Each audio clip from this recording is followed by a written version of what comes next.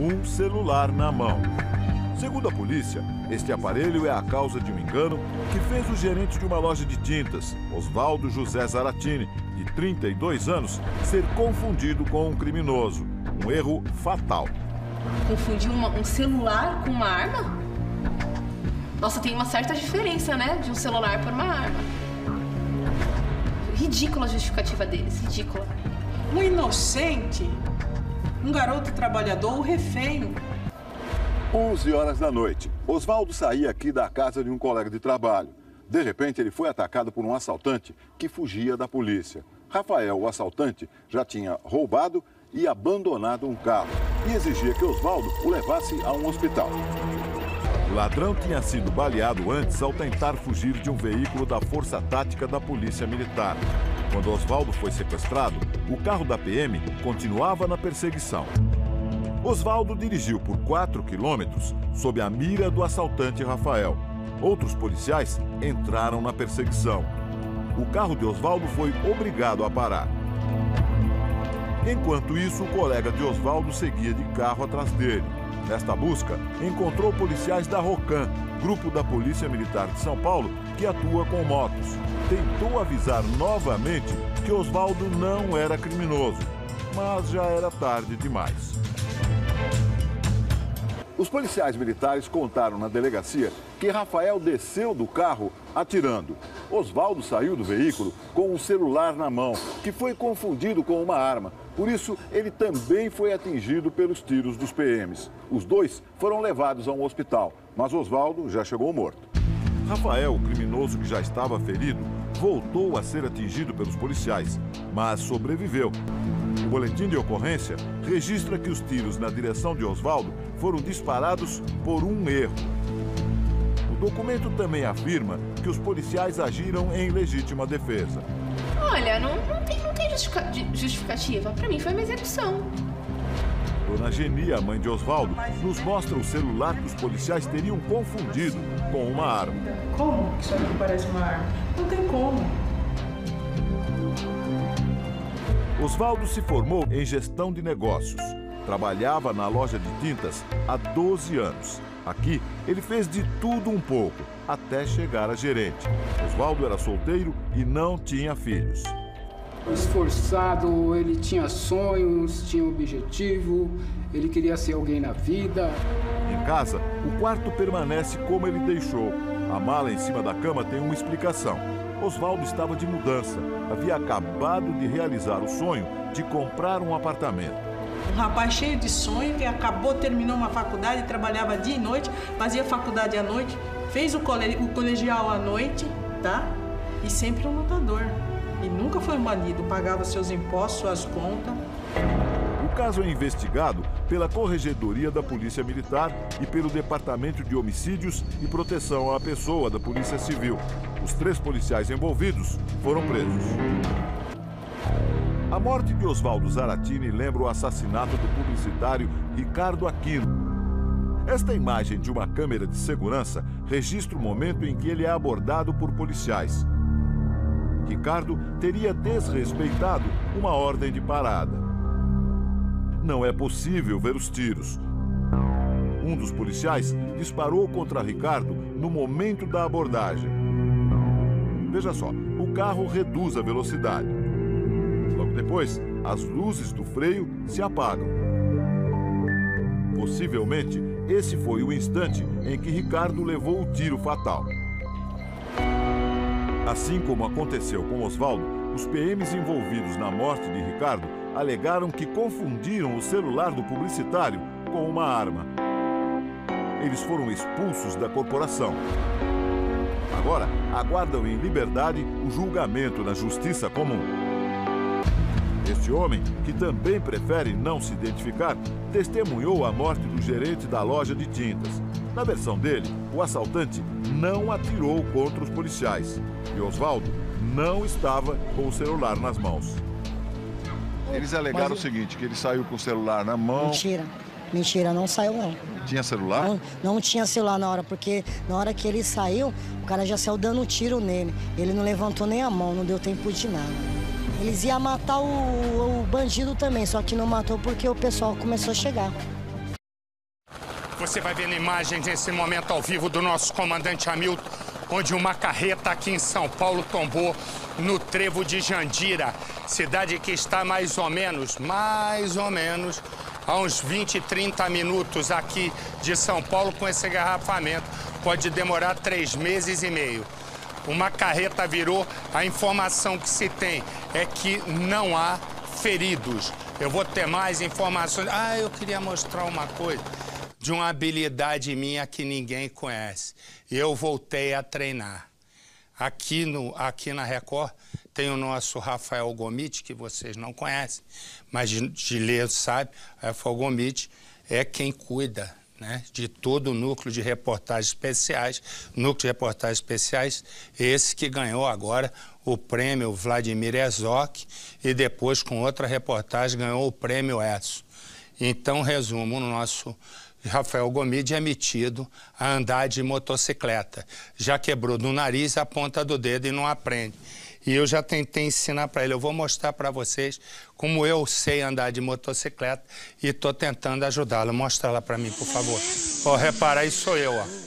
Vai vendo. Isso aí eu fiz no terreno lá da casa de Percival, que eu não aconselho ninguém a fazer isso. Isso é só para quem sabe como eu, né? É só quem sabe. Repara aí, ó. Isso eu fiz num dos sítios de Percival, que me emprestou. E aí, ó, você vai vendo eu me exibindo. Aí eu quis mostrar. Olha lá, você pode aplaudir. Não, ela tem que ser mais tempo lá, Mário. Tem que, no final, que é o show do negócio, vocês não sabem fazer televisão, hein? Vai lá. Esse sou eu, vai vendo. Ó. Frisou no final, Edu, senão não dá tempo. Meninos são ruins aqui, tadinho. Olha lá, eu faço uma exibição dessa tão legal pra eles fazerem direito aí, ó. Vai vendo. Olha lá, vai vendo. Se eu não sou o cara, me dá os presos, me dá os presos. Vamos, meu filho, me dá os presos. Aperta o botão, meu filho. Não consegue. Ficou tão entusiasmado que não consegue apertar o botão para mostrar os 28 presos. E isso sabe como é que se chama? Paixão. São apaixonados por mim. O mestre Edu é apaixonado por mim. Nossa, me dá o Hamilton. Me dá o Hamilton, já que demorou. Olha o que eu falei do tal engarrafamento em função da carreta que virou. Olha o tamanho do salseiro. São Paulo vai bater o recorde hoje de engarrafamento, hein? Me dá os presos, me dá os presos. Foi uma ação da polícia. Esse está tirando onda. 28 presos. A polícia prendeu todos os traficantes procurados há um bom tempo. Armas, drogas, carro de luxo. Põe no Cidade. A polícia estava atrás de traficantes poderosos, os cabeças de uma das quadrilhas que movimentam o crime no bairro Restinga. Com mandados de busca e apreensão, os policiais do DENARC apreenderam drogas, armas e vasta munição. Prenderam 22 pessoas, mais 6 durante a investigação. Entre os 28, mais de 10 mulheres, as novas protagonistas do crime organizado. Os criminosos usavam moradores da comunidade que não tinham antecedentes como guardiões das drogas e das armas. A operação foi chamada Atrium, que em latim significa tribunal. Isso por causa deste muro pichado. Este local é o Foro da Restinga. Como forma de deboche, foi escrito o nome de Alemão, chefe da quadrilha. Um dos objetivos da polícia, além de prender peças-chave, também é retirar o poder financeiro do grupo criminoso. 3 carros de luxo foram apreendidos. Um deles custa pelo menos R$50 mil. Caramba, corta aqui pra mim. Já cortou. Gostou de eu de moto, Marajá? Hein, Farol? Não. Por quê? Por que tá com essa cara triste? Eu fiquei preocupado de você se machucar, eu admiro tanto você, tenho um carinho por você, afeto por você, fiquei preocupado, Marcelo. Pai, sou campeão mundial, por você tá doido pra me ver igual cerveja, frio na mesa. Vai atrás. Aqui, e o sobrinho de Percival foi me imitar. O sobrinho de Percival é um gênio. Mostra o sobrinho de Percival na moto me imitando. Lá vem o sobrinho de Percival. Repara, olha lá. Tá catando cavaco há 3 horas. Lá vai ele, ó. Vai de novo, ó. Olha lá, ele quis empinar a moto que nem eu fiz. Só que a anta, volta lá, foi fazer no trânsito, olha lá. Lá vem ele, ó. A moto foi embora, ele ficou. Que tal? Me dá os presos, me dá os presos. Vamos, meu filho. Agita esse aí, já tá assinando o BO. Já tá assinando o BO. Ele esconde o rosto. É uma quadrilha que age no Espírito Santo. O chefe da quadrilha e a mulher moram no Rio de Janeiro e comandam de lá toda a distribuição do tráfico de drogas. Põe no cidade. Um homem de 70 anos nas mãos da polícia. Seu Geliel preferiu nem comentar a suspeita que pesa contra ele de envolvimento com o tráfico de drogas. Só falo com o presidente do meu advogado, tá aí fora. A prisão do seu Geliel foi uma das realizadas pela Polícia Civil entre o final da noite de ontem e a manhã de hoje, para combater a suposta atuação de uma quadrilha de tráfico de drogas na Grande Vitória. A operação envolveu cerca de 150 policiais. Eles receberam instruções antes de saírem para cumprir 25 mandados de busca e apreensão e outros 25 de prisão. Do prédio da Chefatura de Polícia em Vitória, os policiais seguiram para o primeiro alvo da operação, uma boate em Alto Laje, Cariacica. A busca era pelo ex-gerente da casa. Tarcísio Gomes Félix tem 34 anos. Ele não estava na boate, mas em casa, no bairro Santana, quando foi localizado pelos policiais. Tarcísio nega, mas segundo a polícia, é suspeito de fornecer drogas às garotas de programa que trabalham na boate.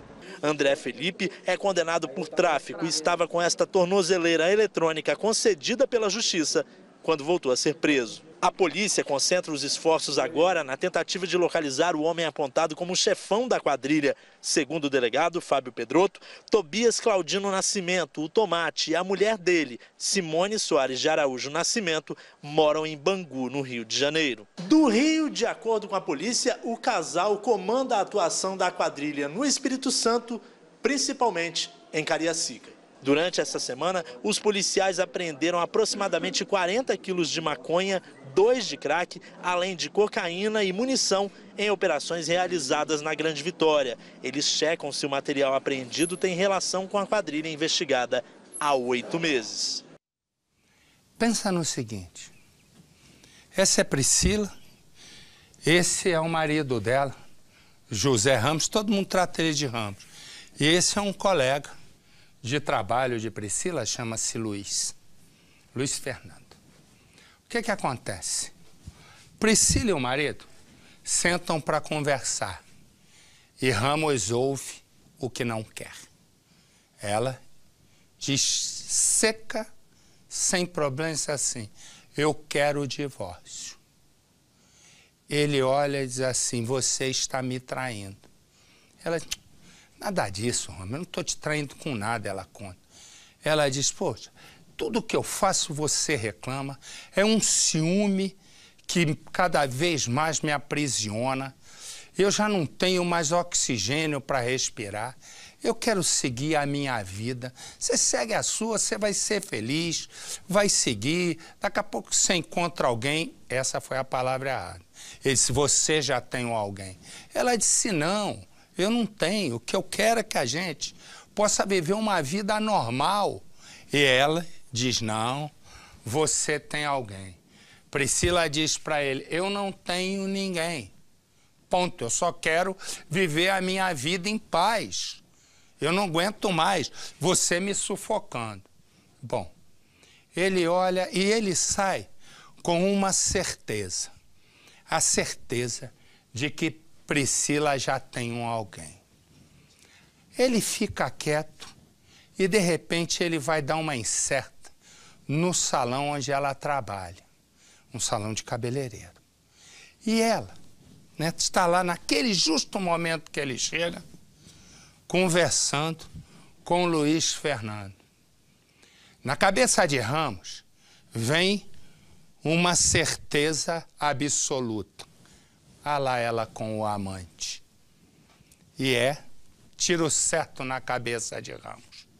Ramos vai, entra no salão, há um uma sensação de que a coisa vai ficar feia.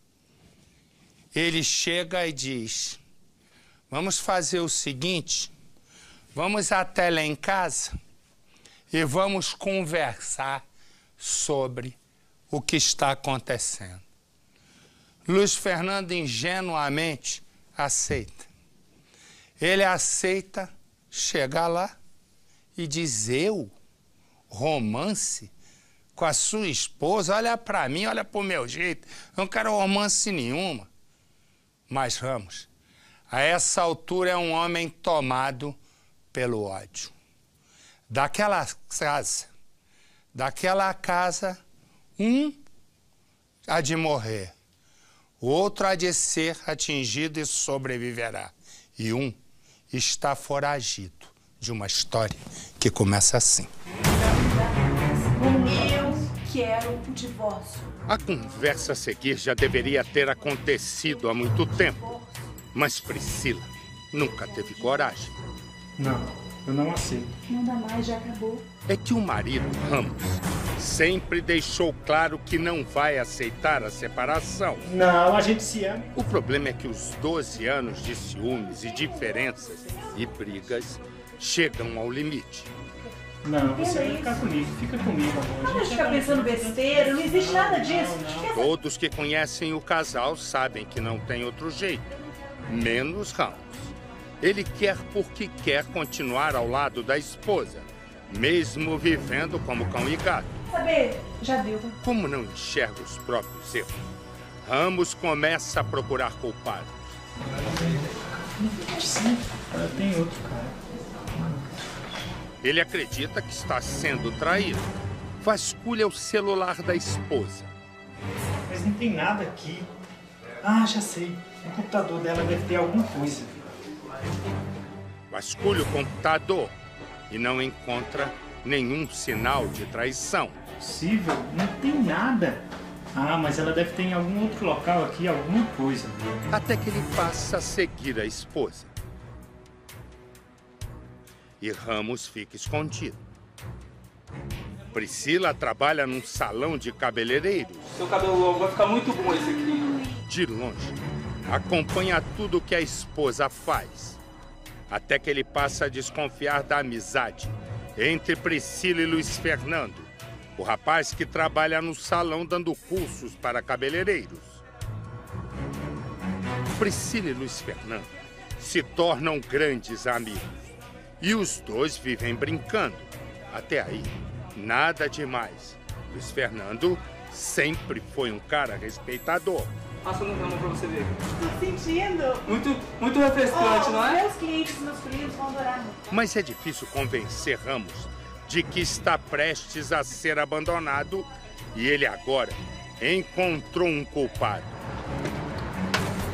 Naquele dia, Ramos vai para o salão onde a esposa trabalha. Espera a saída de Luiz Fernando e o convence a entrar no carro. Não, o que está acontecendo? O que aconteceu? O que você quer comer, cara? O que aconteceu? Ramos leva o rapaz até a casa onde Priscila está e diz que os três agora vão ter uma conversa. É o que vocês dois têm. Peraí, olha essa hora. O que vocês estão fazendo aqui? Vocês dois estão juntos. Vocês dois têm um caso. Tem um caso sim. Ramos, então, diz que tem certeza de que está sendo enganado e cobra explicações do colega da esposa. Meu amigo, a gente trabalha juntos. Luiz Fernando chega a rir da situação. Diz que não tem nada com Priscila. A gente está unido. E nem percebe que Ramos está armado. A conversa vira uma discussão. Um caso, pode falar. E Ramos, sem pensar muito, saca a arma e atira. Não faz isso não. Primeiro, mata Luiz Fernando.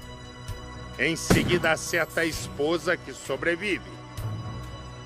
Certo de que o problema está resolvido, o agora assassino foge do local sem deixar rastros. Na cena do crime estavam Priscila Aparecida de Lima Nel, o marido dela, José Ramos Nel, Luiz Fernando de Moraes, o filho de Dona Arlete. Ele era uma ótima pessoa, só perguntando na vila todinha. Pergunta quem é o São Paulino, é só perguntar. Pergunta quem é o São Paulino que mataram. Era aqui nesta casa que Luiz Fernando vivia com a mãe. Na véspera do crime, na sexta-feira, logo cedo, ele acordou por volta de 5 horas. Ainda estava escuro quando a mãe também levantou. Dona Arlete chegou a preparar um café para o filho. Os dois conversaram rapidamente. Luiz Fernando, o cabeleireiro, passou por este portão precisamente às 5h30 da manhã. Seguiu rumo à estação de trem, que não está muito longe daqui. Esta foi a última vez que a mãe viu o filho ainda com vida. Luiz Fernando é conhecido como São Paulino. Mais do que isso, conhecido pela habilidade no corte de cabelo. O dom deu a ele a chance de ensinar. Luiz Fernando tinha 33 anos. Era um dos professores do famoso projeto Tesourinhas. Ao lado do irmão mais velho, ensinou dezenas de jovens de comunidades carentes de São Paulo. Luiz Fernando selou uma amizade que custou a própria vida. A jovem amiga tem 32 anos. É bonita e casada com José Ramos, com quem tem 2 filhos. Ela também é cabeleireira e aprendeu muito com Luiz Fernando. O marido desconfiava que os encontros entre os dois iam além da amizade. Ele falou, não mãe, isso daí não é nada meu não. Ela, vou arrumar o cabelo dela. Foi o que ele me falou. A polícia vai tentar conseguir as imagens desta câmera. Enquanto isso, se baseia nos depoimentos da vítima. Priscila contou naquela madrugada que passava da meia-noite quando ouviu um barulho aqui do lado de fora. Deixou os filhos então dentro da casa e veio até este portão. Pela fresta, percebeu que o marido estava dentro do carro, parado bem aqui, e do lado tinha um homem. Quando olhou direito, viu que era Luiz Fernando. Os dois já discutiam bem aqui no meio da rua. José Ramos, o marido exaltado, resolveu entrar. Pediu que Luiz Fernando fizesse o mesmo caminho. A partir daí, a mulher entrou na discussão. A briga continuou pela lateral da casa até os fundos. A versão foi confirmada por vizinhos que ouviram a gritaria. Não demorou para que José Ramos acusasse tanto Priscila quanto Luiz Fernando de serem amantes. Então os dois negaram, segundo ela disse em depoimento. Disseram ser apenas amigos. Foi quando, ainda exaltado, José Ramos colocou a mão na cintura e pegou uma arma. Atirou primeiro no cabeleireiro, a queima-roupa. Luiz Fernando caiu bem ali. Na sequência, Priscila foi alvejada, mas o tiro pegou só de raspão. Depois disso, depois dos tiros que aconteceram lá dentro, José Ramos desapareceu. Minha filha que escutou só uma briga, umas conversas só, mas... Discussão só. De madrugada. É. Familiares levaram Priscila para este hospital. Ela chegou às pressas à emergência por volta de 00h40. Ainda de madrugada, recebeu alta e prestou depoimento à polícia. Priscila acusa o próprio marido de ser o autor dos disparos. Sem flagrante ou mais provas, José Ramos Nel é, por enquanto, o principal suspeito de matar Luiz Fernando. Tentamos por 2 vezes conversar com a jovem cabeleireira e descobrimos onde ela trabalha. A vítima, que sobreviveu ao ataque, não quer falar ao telefone. Priscila e o irmão são donos deste pequeno salão de cabeleireiros que está no mesmo bairro em que tudo aconteceu. Nem mesmo o irmão sabe de fato onde ela está. Depois do assassinato, Priscila não voltou mais aqui. A única coisa que o irmão nos contou, sem gravar entrevista, foi que Luiz Fernando e Priscila se conheceram justamente por conta da profissão. Menina, só vem final de semana. Luiz Fernando era um cara brincalhão, disse a mãe. Tinha o hábito incomum de dormir aqui, na sala da casa. Preferia o colchão ao invés da própria cama. São Paulino gostava de pescar e tinha uma filha de apenas 8 anos. Estava solteiro depois do casamento que não deu certo, mas mantinha uma boa relação com a ex-mulher. Ele se dedicava ao trabalho em que não escondia a paixão. Na internet, o grupo chegou a postar uma homenagem. E a polícia ainda não conseguiu encontrar José Ramos Nel. Quer ouvir a versão do marido de Priscila. Chama a atenção saber, através do boletim de ocorrência, que a cabeleireira não estava feliz e pretendia conseguir o divórcio. Em depoimento, ela disse que há algum tempo vinha se desentendendo com o marido e que tramita no fórum o processo de separação. Dona Arlete não terá o filho de volta. Tenho certeza que ele, como morto, se ele tem autoridade de Deus, porque eu acredito que ele foi direto, eu criei ele foi direto para Deus. E este é o homem que está foragido. Se você viu esse homem, se você conhece esse homem, se você sabe onde ele está, ligue. Ligue para o Disque Denúncia.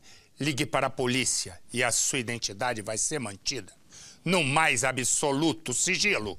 Me dá Camila e Mike. Um amor que tinha tudo para dar certo. Camila separada há 12 anos. Ela encontra Mike, mas no meio do caminho. No meio do caminho, Priscila vai conhecer um homem com o qual ela viveu 12 anos e não sabia quem era. Ela vai se encontrar com o ex-marido, Mike também. E aí, eu volto já já.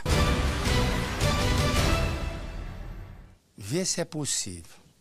Uma quadrilha quer dar golpe. Golpe do carro, que eles compram o carro, vão no caixa eletrônico, colocam o pacotezinho lá, sai o recibo e eles entregam, né, o recibo como se o pagamento já tivesse sido feito, só que os envelopes estavam vazios. O que aconteceu? Como eles acharam que iam ser flagrados, foram no terminal tocar fogo no caixa eletrônico. Para quê? Porque aí o banco tinha que acreditar, pensavam eles. É nessa imagem aqui. Acabou todo mundo preso. Põe no Cidade. Um incêndio criminoso a um caixa eletrônico da Caixa Econômica Federal, em Campo Grande, fez a Polícia Federal desenrolar um outro crime que estaria acontecendo por trás das fumaças. Uma quadrilha formada por 3 homens, sendo 2 pai e filho, compravam veículos, mas não depositavam dinheiro na conta. 2 vítimas caíram no golpe. Uma delas entregou o veículo, que foi recuperado. A quadrilha colocava envelopes vazios nos caixas de autoatendimento para garantir o comprovante de depósito e iludir os proprietários dos automóveis. Em maio deste ano, num sábado, simularam 6 depósitos no valor total de R$ 16.400.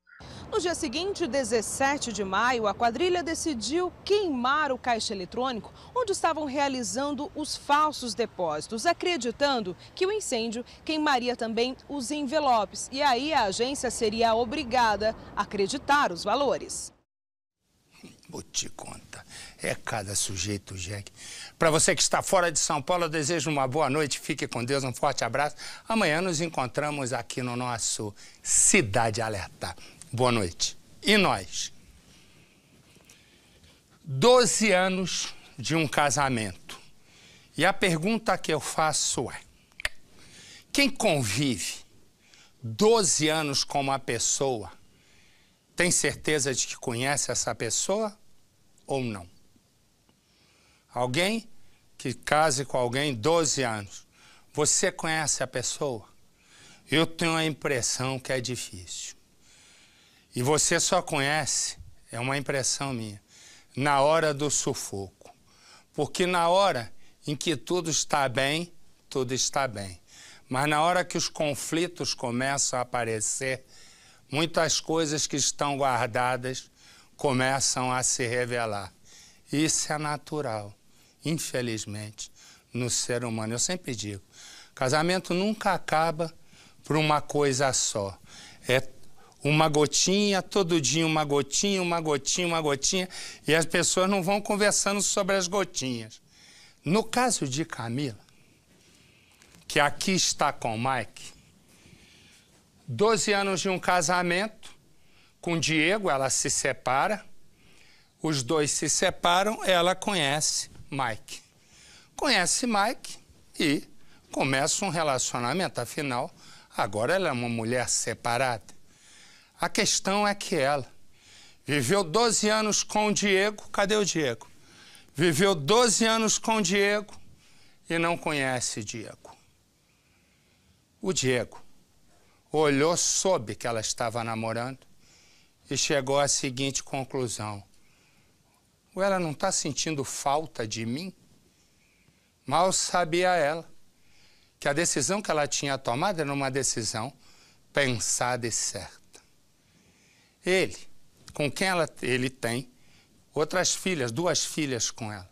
Ele foi pegar uma das meninas para passear. Só que ele, Diego, já sabia que ela tinha a Mike.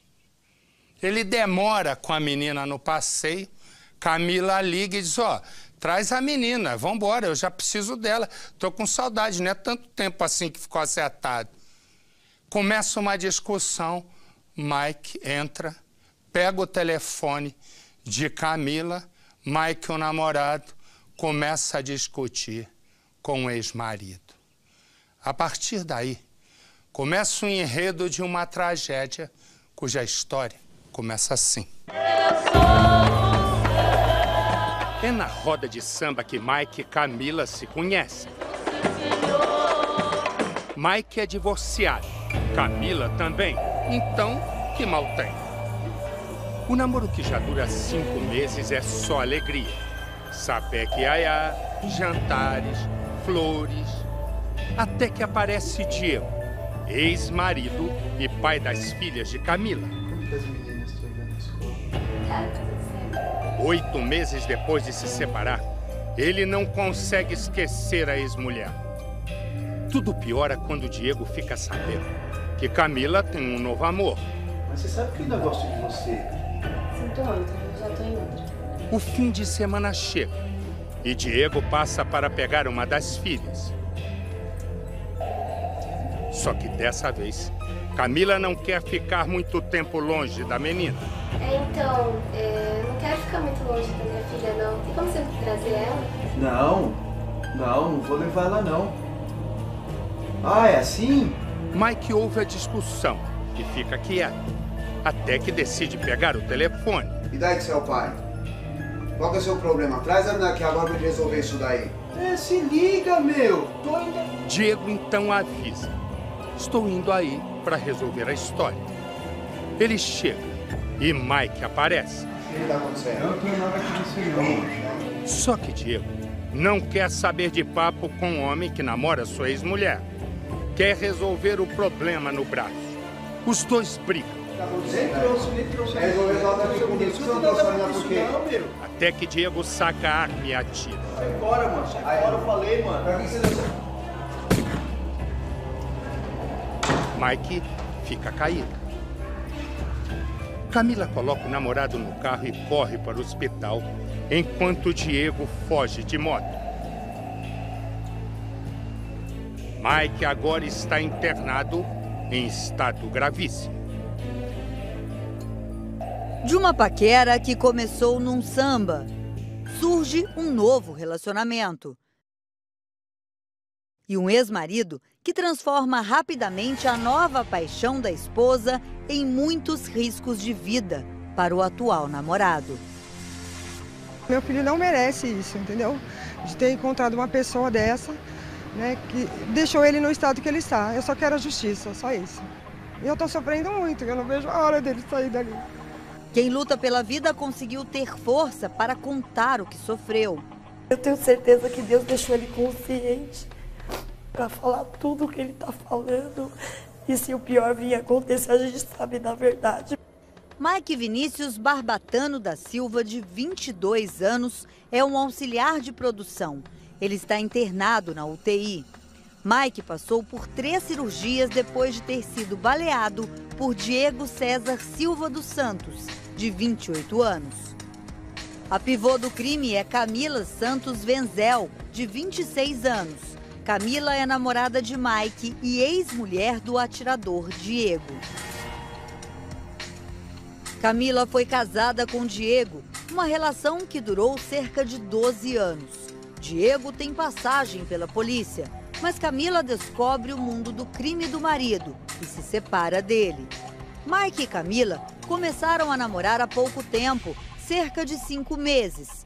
Os dois estavam solteiros e se conheceram num samba.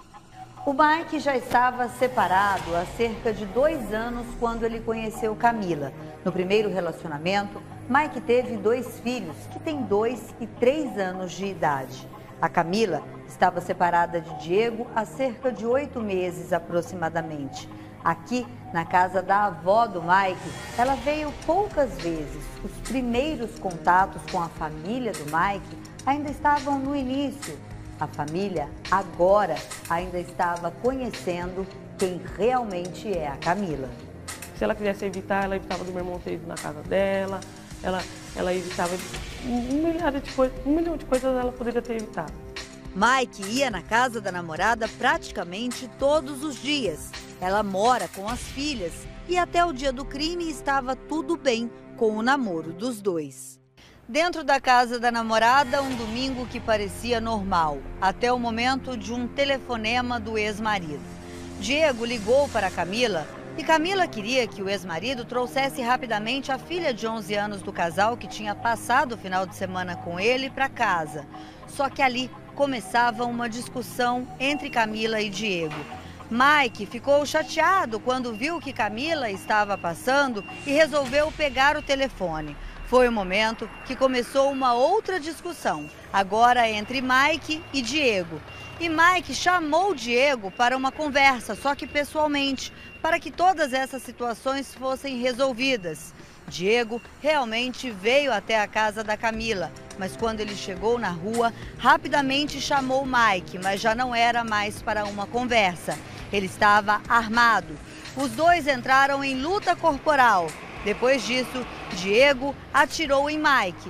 Camila rapidamente pegou o Mike, colocou no carro dela e levou o namorado para o hospital. Diego fugiu de moto. Ele falou assim pra mim, Malemar, eu pensei que a gente ia trocar um soco. Jamais eu pensei que ele já ia vir atirando.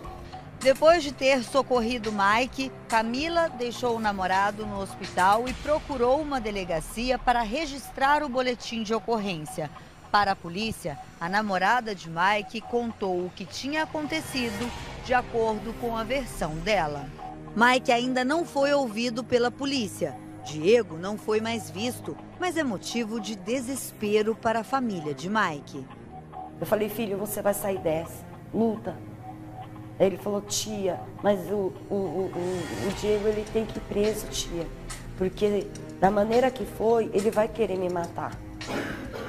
O Mike ainda se encontra com medo dessa situação. Procuramos por Camila. De início, ela não queria gravar entrevista. Ela já foi avisada que vai precisar prestar um novo depoimento e demonstra estar assustada. Ele me amassou bastante, mas por ele ter feito isso com o Mike, não sei qual que é a cabeça dele, o que ele pode vir a fazer. É a tia de Mike que faz uma revelação e diz que descobriu o que teria acontecido com a arma que Diego usou no crime e que a própria Camila teria ligação com isso. E a Camila pegou essa arma e deu para a mãe dela guardar. Segundo informações, esse irmão dele pegou essa arma com a mãe dela.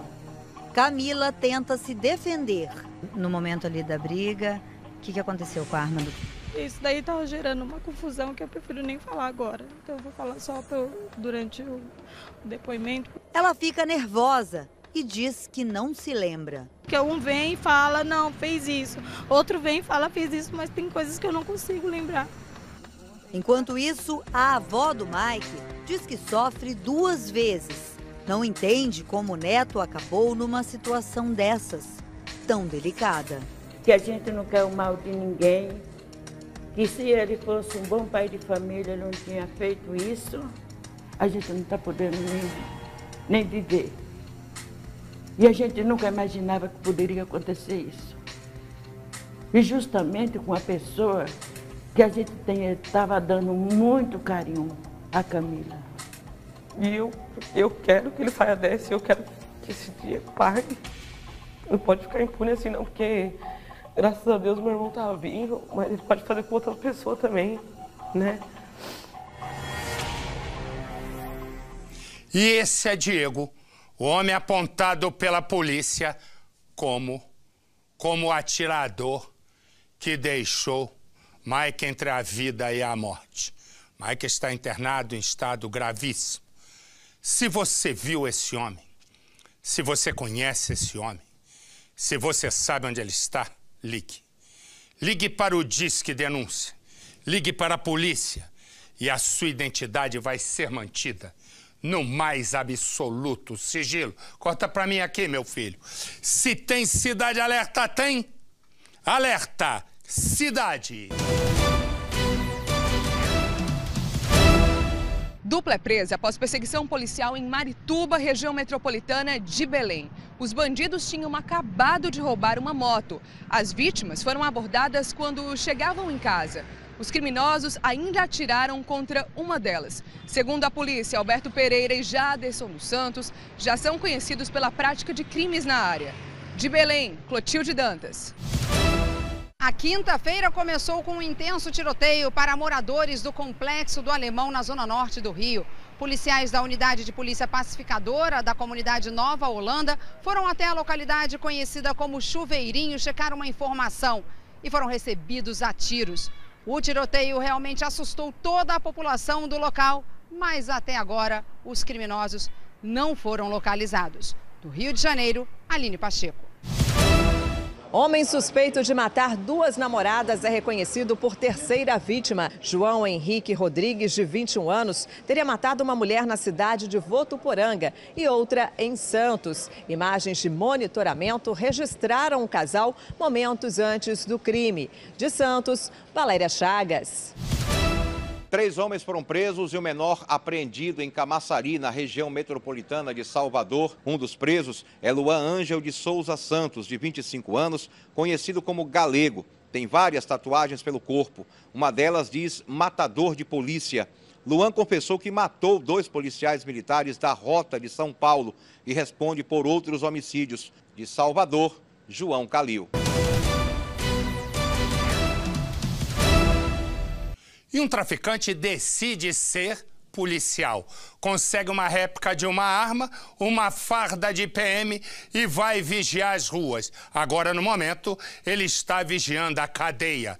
Do Cidade Alerta, Marcelo Rezende. Marcelo não conseguiu entrar para a polícia, mas não desistiu de virar soldado. Na casa dele foram encontradas 2 fardas da PM, um colete à prova de balas e botas usadas por militares. No vídeo, ele confessa que a farda era de um amigo policial. Essa farda aqui, todo esse material encontrado na tua casa, pertence a você? Não, senhor. Não, senhor? Não, pertence senhor. A quem? Colega meu. Colega seu? Sim, qual senhor. o nome do seu colega? Henrique. É policial militar ele? É, de qual batalhão? 41. E é no batalhão de número 41 que a PM tenta descobrir se o falso policial falou a verdade. De acordo com a PM, ele guardava em casa grande quantidade de cocaína, maconha e crack, além de um radiocomunicador. O soldado de mentira era um traficante de verdade. A prisão aconteceu aqui nessa Via Expressa, uma das mais movimentadas do Rio de Janeiro. 2 policiais militares passavam por aqui quando viram uma atitude suspeita. A princípio, eles pensaram que se tratava de um sequestro, mas na verdade era apenas uma briga entre 3 homens, sendo um deles o Marcelo Meirelles. No momento da abordagem, ele usava a réplica de uma arma e se identificou como um soldado da Polícia Militar. Foi o que acabou gerando uma desconfiança por parte dos PMs. Marcelo também se passava por policial militar nas redes sociais.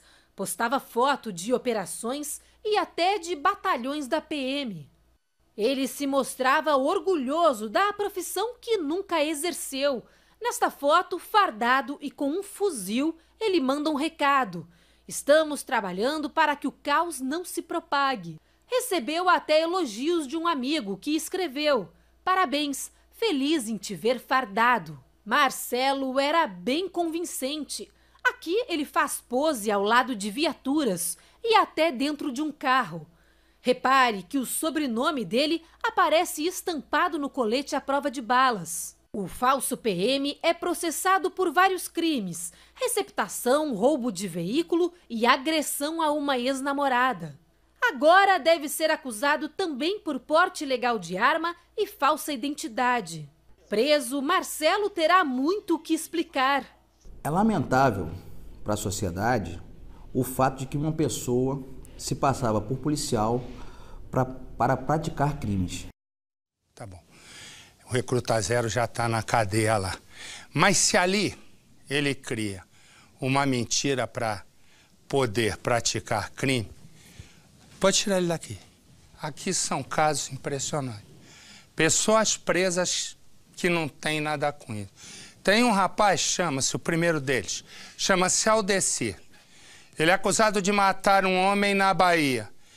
Quem cometeu o crime foi Valdecírio, o irmão dele. Tem outro, perdeu o documento de identidade. Isso é uma coisa que a pessoa tem que estar ligada.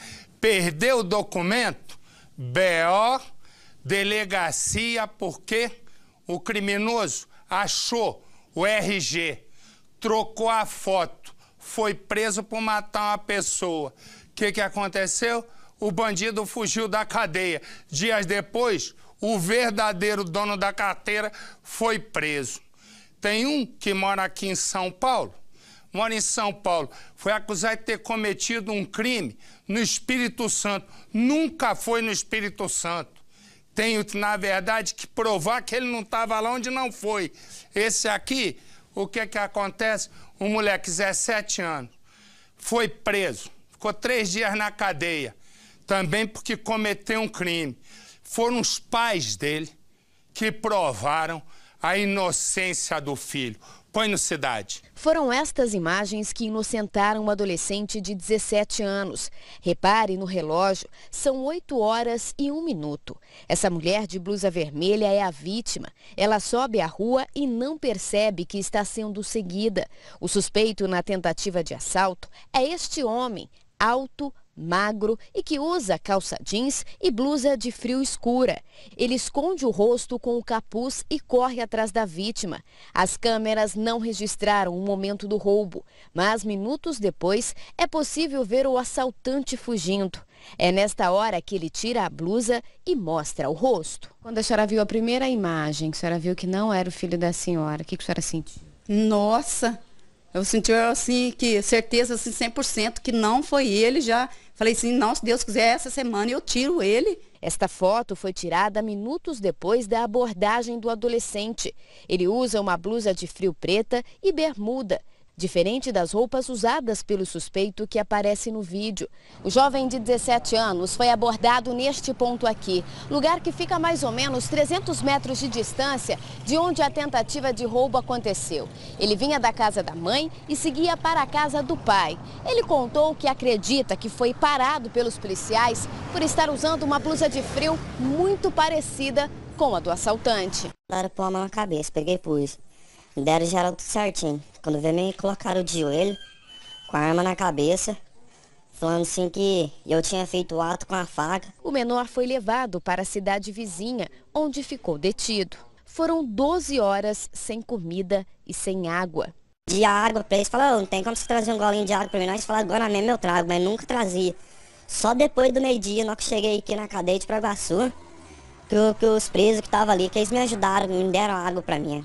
Um dia após a detenção do filho, Sueli voltou até a delegacia da cidade para conversar com a delegada na tentativa de provar a inocência do filho. Mas a resposta que ela recebeu de quem deveria apurar o caso foi desanimadora. Aqui em Paraguaçu não tem detetive, e isso a delegada mesmo falou, a Raila, falou, não tem detetive aqui em Paraguaçu. Aí se você quiser, mãe, você vai atrás, senão seu filho vai ficar aqui por muito tempo. O ponto de partida da investigação dos pais foi esta rua aqui, que fica bem no centro da cidade. Lugar que, segundo a vítima, ela foi abordada pelo criminoso. Daqui, eles traçaram possíveis rotas feitas por este assaltante e procuraram câmeras de segurança que pudessem ter registrado a movimentação. Investiguei esses 3 dias, não trabalhei, não comi, não dormi. As imagens foram entregues para a polícia. Horas depois, o adolescente foi liberado. Tenho até medo de sair na rua, com medo deles me abordar e fazer alguma coisa comigo.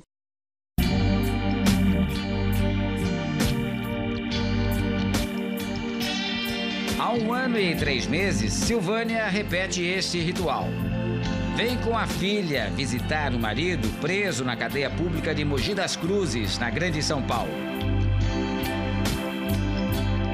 Aldecir Madeiro de Araújo é acusado de matar um homem na Bahia. Aldecir é ajudante geral, tem 4 filhos e não tinha passagem pela polícia antes de ser preso. É do bem, trabalhador, entendeu? Gosta muito dos filhos, a gente já tem bastante tempo junto. Não tem nada a ver com esse crime aí. A mãe, que prefere não mostrar o rosto, explica que Aldecir foi incriminado por engano no lugar de outro filho dela, Valdecírio. Segundo ela, o irmão criminoso chegou a ser preso na Bahia e apresentou à polícia uma identidade trocada, a do irmão. E estava portando uma cópia do RG dele, sem a permissão do Aldecir. Valdecírio fugiu da cadeia. Nas buscas, a polícia prendeu o irmão, Aldecir. A família da mãe de Aldecir é da Bahia, mas testemunhas garantem que ele estava em São Paulo quando o crime aconteceu. O Aldecir não estava lá, inclusive nem eu estava na Bahia na ocasião desse crime. Eu estava aqui com ele, com o Aldecir. O Aldecir é completamente inocente. Até agora, os advogados não conseguiram provar a troca de identidade para tirar Aldecir da cadeia. Até provar a inocência dele com essa justiça nossa. A história que a família de Aldecir conta ainda precisa de confirmação. Se ele conseguir provar que não teve nada a ver com o crime, entrará para uma lista que assusta. A de pessoas presas sem ter culpa de nada. Todo preso jura inocência. É o que mais se ouve dentro das cadeias. Mas há casos de detentos que conseguem mesmo provar que não cometeram o crime. Em 1 mês de investigações, nós encontramos dezenas de brasileiros que foram presos injustamente. Pessoas simples, vítimas de falhas da polícia, da falsificação de documentos, ou então que têm um nome parecido com o de alguém procurado pela justiça. O eletricista Jurandir Xavier da Cruz é um homem livre, mas ainda está aprisionado a um passado que não consegue esquecer. Ele foi preso injustamente. Até hoje eu sou. Se eu ir andando, eu detesto escuro. Para mim, eu estou andando e vem gente atrás de mim para me pegar. Dias antes da prisão, seu Jurandir perdeu o documento de identidade. Fez boletim de ocorrência. Mas um criminoso achou o RG e trocou a foto. Depois de matar uma pessoa, o criminoso foi preso e fugiu. A polícia então prendeu seu Jurandir. O eletricista passou 18 dias na cadeia até provar a inocência. Claro que fui maltratado. Não me espancaram, não, mas é muito cheio de chacota, sabe? Fica tirando uma com a cara da gente. Agora você vai passar o ano novo aqui e outro Natal e mais outro Natal, que você é muito tempo foragido da polícia. A filha de seu Jurandir chegou a desconfiar da inocência do pai. Pensei que meu pai poderia ter realmente assassinado alguém, algum amigo, alguém. Que ele estava mentindo. Que ele estava mentindo, porque estava lá. O investigador me falou que existia um processo. Então, ou seja, eu pensei nisso. Falei, a justiça não vai mentir.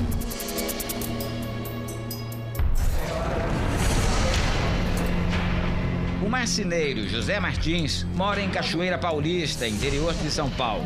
Ele também foi vítima de um erro de identificação e foi preso acusado de um crime cometido no Espírito Santo sem nunca ter visitado o estado. Passou 62 dias numa cela sofrendo ameaças. Ameaça de um carcereiro lá, que nem daqui, não é, do Rio de Janeiro. Ele ficou falando, se comprovasse que era eu, ele me bater, me arrebentar, que não sei o quê. O advogado explica que tudo começou quando José foi tirar a segunda via do RG. Quando forneceram o número do RG para ele, era o mesmo número que tinha sido atribuído a um réu. Quer dizer, uma pessoa que estava foragida e recentemente tinha havido fugido, tinha o mesmo número do RG dele. A delegacia de Cachoeira Paulista recebeu a foto do verdadeiro criminoso para fazer a comparação. Mesmo assim, José não foi solto. Fiquei lá porque eles disseram que não podia, porque já tinha que... Por causa do mandato, eu tinha cumprido o mandato, já tinha prendido. Seu José só foi solto depois de toda a documentação ter sido enviada pela Justiça do Espírito Santo. Ainda hoje, ele anda com este papel para provar a inocência. Prova aqui que eu não devo esse crime. Entendeu?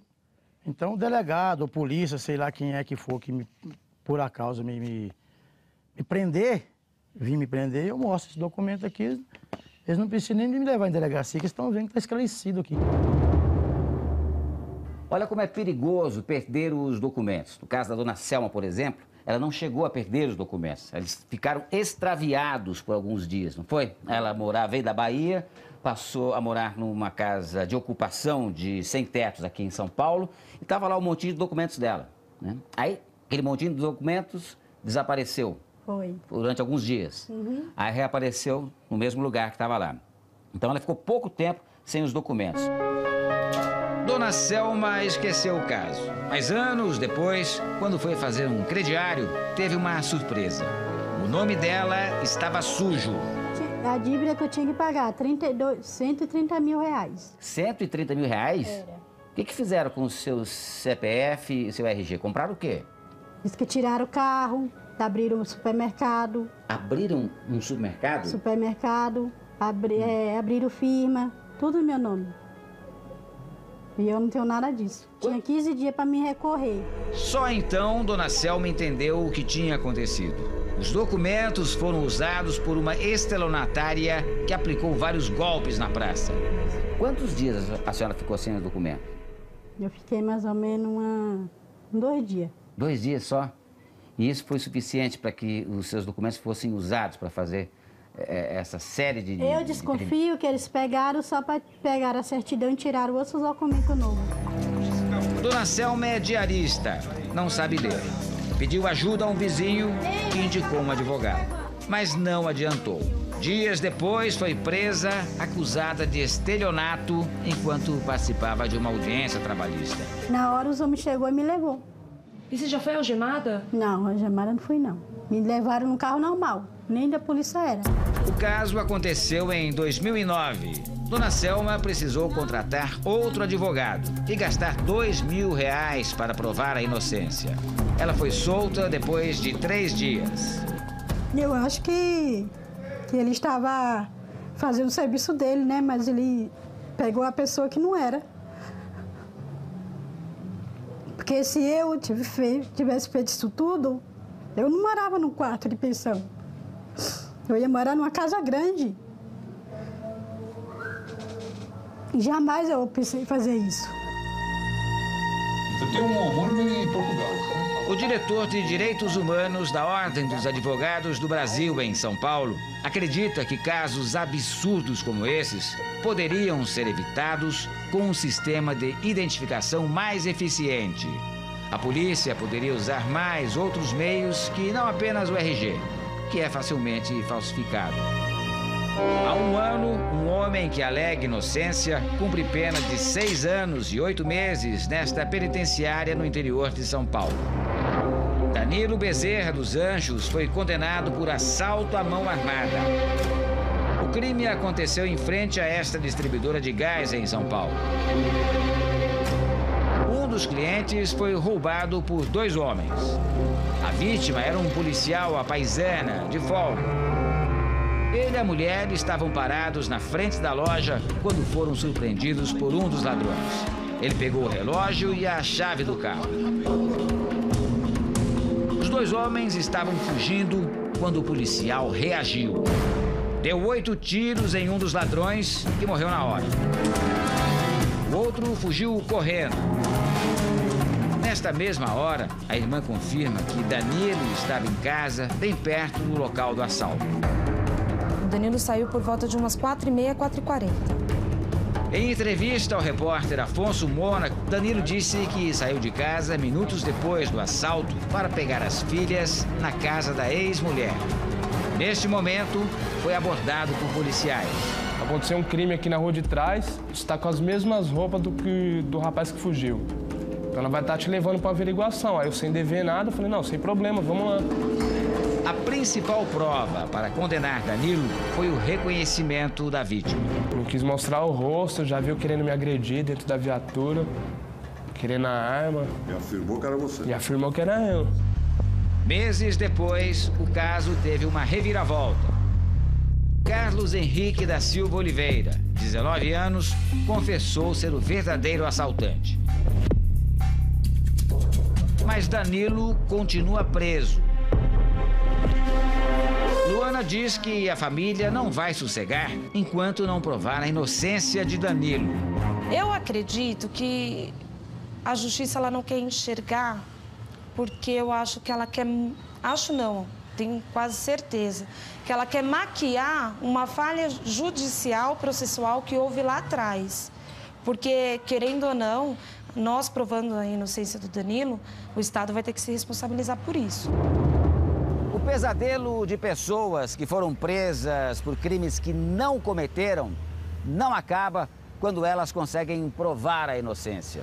Livres das grades, começa um longo e difícil caminho contra o preconceito e para receber uma indenização do Estado.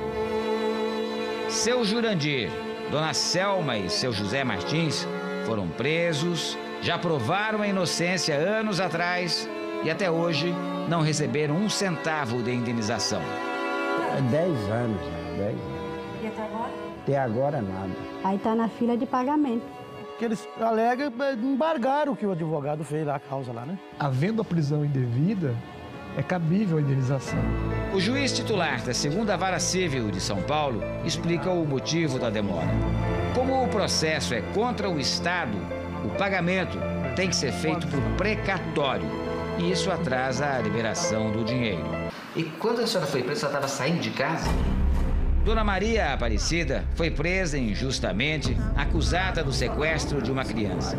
Passou 8 dias na cadeia. Perdi emprego, amigos, perdi a confiança da família, vizinho, tudo de ruim, tudo. A verdadeira criminosa era a cunhada dela e se chamava Cida. Tinha o mesmo sobrenome e isso confundiu a polícia. Fala certinho meu nome, porque o erro... Maria Aparecida Batista Radjuk. Batista Radjuk. Tem um erro no seu nome. Erro acabou com a minha vida.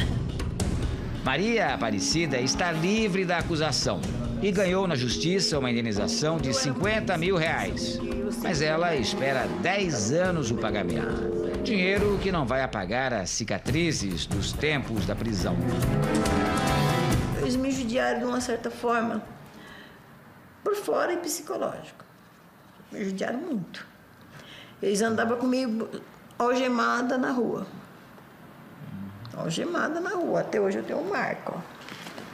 Essa marca que tem aqui? É, já deu, ele me apanhava. O que é essa marca? Essa marca da algema.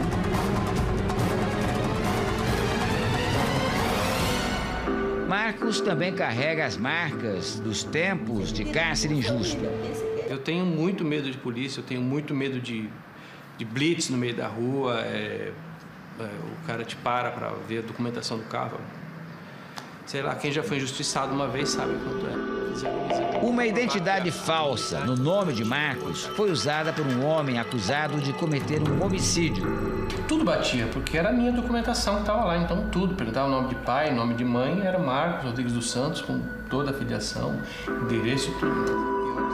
Quando Marcos foi tirar um atestado de antecedentes criminais para um novo emprego, acabou preso. Ele ficou 7 dias preso. Também já ganhou indenização na justiça, mas não recebeu. Isso vai sair pro meu filho, pro meu neto. Por que você diz isso?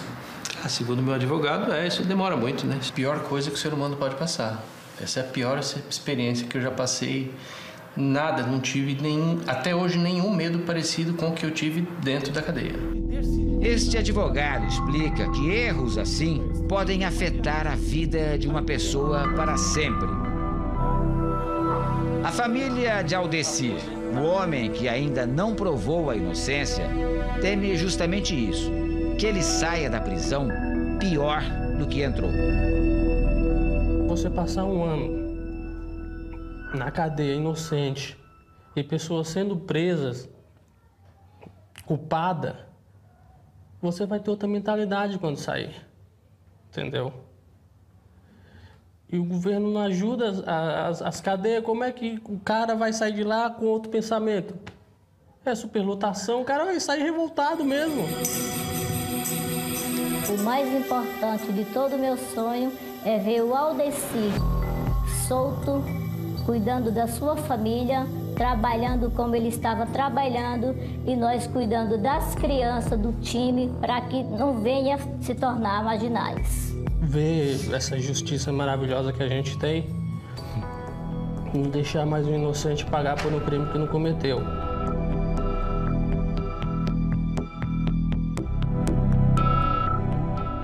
E essa é a injustiça de uma justiça que não pune muitos criminosos. Eu já cansei de ver, né, gente que vai presa por engano. E você, com 60 anos nisso? Muitos casos. Você vê que em todos esses casos a justiça erra e a polícia também. A justiça, porque quando se baseia apenas numa prova, numa testemunha, ela é considerada por ela mesma a prostituta das provas. E a polícia pode eliminar o erro da identidade fazendo a legitimação, confrontando as impressões digitais. Mas não faz, e muitas vezes, verdade. Muitas vezes vai preso. Me dá para falar em preso. Me dá essa... A invasão que você está vendo é de uma... A polícia vai entrar para prender uma quadrilha de roubo de carga. Eles tinham roubado uma carga de carne também para comemorar o lucro de 10 milhões de reais. Agora virou prejuízo. Põe no cidade. Policial. Levanta. Mostra a mão, vem. Policial. Os policiais vão direto no principal alvo em Sapucaia do Sul e prendem Irondi Borges de Almeida. Conhecido como Cabelo, ele é apontado como líder da quadrilha de roubos de caminhões e cargas. Ao todo, 15 suspeitos foram presos e houve muitas apreensões. São maçaricos, armas, munição, rádios, comunicadores, chaves micha e dezenas de placas em branco. Entre os equipamentos apreendidos está uma prova muito importante para a investigação. Este remarcador de chassi, que está na mão do delegado Thiago Lacerda, e também esse material aqui que é para fazer as etiquetas. O que serve isso? Essas etiquetas elas têm o objetivo de remarcar vidro, né? Além de imprimir numerações diversificadas aí com aparência de legalidade aos veículos furtados ou roubados. E essas identificações também são justamente para remarcações de chassi, dando uma aparência de legalidade àqueles veículos, né, que na verdade são oriundos de crimes. A participação dos criminosos foi confirmada através de 30 mil interceptações telefônicas durante 8 meses de investigação. Mas na cela, um dos presos ironizou e alegou inocência. Mas o senhor admite que está envolvido? Não, senhor, nós somos todos inocentes. Na operação, 3 caminhões foram recuperados pela polícia. 9 veículos de luxo clonados foram apreendidos. Já os caminhões eram levados para os estados de Santa Catarina e Paraná. Na cidade catarinense de Tijuca foi preso Roni Peterson Abreu de Moura, que mantinha uma oficina de fachada e também era o responsável pelas encomendas. Os prejuízos da maior quadrilha desse tipo de crime que agia no estado são milionários. Em torno de 10 milhões de reais, né, que em função de serem veículos de altos valores e quase a sua totalidade não foram recuperados. Sem sombra de dúvida, era uma das quadrilhas mais organizadas do estado neste ramo. Mas aí acontece o seguinte, eu falei da carne, conversa vai, conversa vem, uma polícia fala com a outra e aqui tem 2 presos. O que que acontece? Eles, é motorista e ajudante, também negócio de carga. O que que eles fizeram? Eles pegaram o telefone e ligaram para a empresa e disseram o seguinte, nós estamos sequestrados, venha nos salvar e tal. Onde vocês estão a gente não sabe, a gente está perdido, sequestrado. Aí o cara pergunta, e a carne? Ele disse, a carne foi toda roubada. A carga inteira de carne vale uma fortuna. Vocês também estão, mas meu Deus do céu, e a carne? Aí disseram, não tem jeito. A carne foi levada. Corre dali, corre da colar, eles vão depor. Quando chega no depoimento, a polícia começa, pergunta para um, como é que foi? Assim, assado. Aí pergunta na outra sala para outro, como é que foi? Foi assim, assado. Resumo, não batia consoante com vogal. Eles forjaram o sequestro e eles já tinham preparado toda a carne para vender. Que tal? O de lá conversa com o daqui e mais 2 na mesma história. Põe no Cidade. Equipes da Polícia Militar se mobilizaram para prender em flagrante bandidos que haviam roubado uma carga de carnes e mantinham o motorista e o ajudante reféns. Na verdade, tudo não passava de um golpe dos próprios funcionários. O caminhão saiu carregado da sede do frigorífico em Campinas e faria entregas de peças de carnes nas regiões de Jundiaí e da Grande São Paulo. Quando o veículo passava por Várzea Paulista, uma ligação chegou à empresa comunicando sequestro relâmpago. Dizendo que se contatassem a polícia, eles iriam morrer e a empresa sofreria algumas outras sanções, que eles saberiam onde era a empresa, enfim, fizeram diversas ameaças, né? As carnes, na verdade, foram vendidas a esse restaurante em Várzea Paulista. O proprietário, Laudelino Rize, já era cliente do frigorífico. Mas, dessa vez, os produtos foram vendidos bem abaixo do valor e sem nota fiscal. O que os funcionários não imaginavam é que a empresa de monitoramento já estivesse em contato com a Polícia Militar, passando todas as coordenadas do caminhão graças a um rastreador. Os PMs encontraram o veículo na cidade de Valinhos. Dentro dele estavam o motorista e o ajudante, sem demonstrar qualquer nervosismo de quem havia acabado de ser assaltado. Eles divergiam as informações acerca de como teria acontecido esse roubo, quantos indivíduos teriam os roubado, o tipo de arma utilizada. E ao separá-los, um dos indivíduos ele acabou confessando. O motorista Cristiano Pedro da Silva e o ajudante José Roberto Costa foram presos por furto qualificado. O dono do restaurante foi indiciado por receptação culposa. A Polícia Civil arbitrou fiança de R$3 mil para ele responder pelo crime em liberdade. Todas as peças de carnes roubadas foram recuperadas e devolvidas ao frigorífico. Eles agora vão ficar lá na cadeia e a carne da cadeia é meia dura. Mas muitos chefes de família sofrem aqui, né, por não ter dinheiro. Na cadeia eles têm café da manhã, almoço, jantar e ainda um lanchezinho da noite. Que tal? Ó, terminou o Cidade Alerta, agora tem esse buraco que é o horário político, mas já já eu e você vamos assistir a novela da família brasileira, Os 10 Mandamentos. Tchau, boa noite, fique com Deus.